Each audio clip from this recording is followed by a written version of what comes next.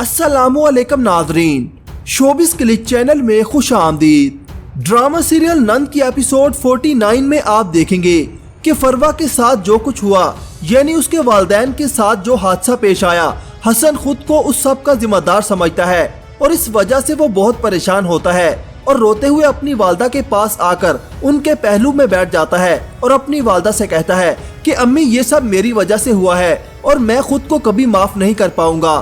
हसन की वालदा हसन की इस हालत को बर्दाश्त नहीं कर पा रही और वो हसन को तसल्ली देते हुए कहती है, खुद को संभालो बेटा, वैसे भी तुम्हारा इस मामले से कोई ताल्लुक नहीं है, तुम्हारा कोई कसूर ही नहीं है बेटा। इस पर हसन अपनी वालदा से कहता है कि अम्मी, अगर ऐसा है भी तो मेरा दिल क्यों नहीं मुतमिन हो रहा।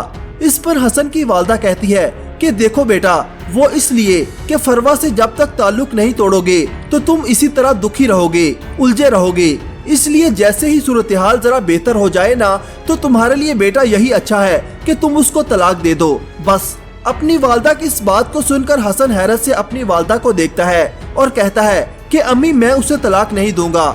उधर गोहर इसी कोशिश में है कि किसी तरह वो रिकॉर्डिंग जहांगीर को दिखाकर राबी को तलाक दिलवा सके, क्योंकि जहांगीर वैसे तो किसी सूरत राबी पर शक करने को तैयार नहीं और उसकी सास भी जहांगीर की बातों में आकर फरवा से बात करने के लिए तैयार हो जाती है, मगर गोहर अपनी बातों से अपनी सास को फिर अपनी तरफ कर लेती है और उनसे कहती है कि आपको फरवा से बात करने की क्या जरूरत है, हम ये रिकॉर्डिंग जहांगीर को सुनाते हैं और इस तरह राबी की हकीकत जहांगीर के सामने आ जाएगी।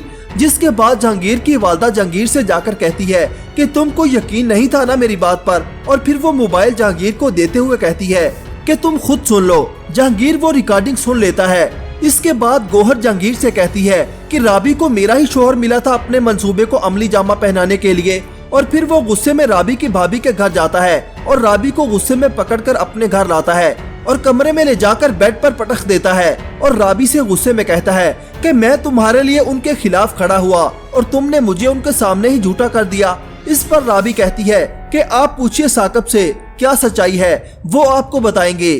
गोहर ये बात सुन लेती है। वो जल्दी से अपने कमरे में जाकर साकब को फोन करती है और उससे कहती है, आखिरी बार जहांगीर को कह दो जो कुछ तुमने कहा था वही सच है। क्या साकब गोहर का साथ देगा? अपनी राय का इजहार कमेंट सेक्शन में जरूर कीजिएगा। अल्लाह हाफिज।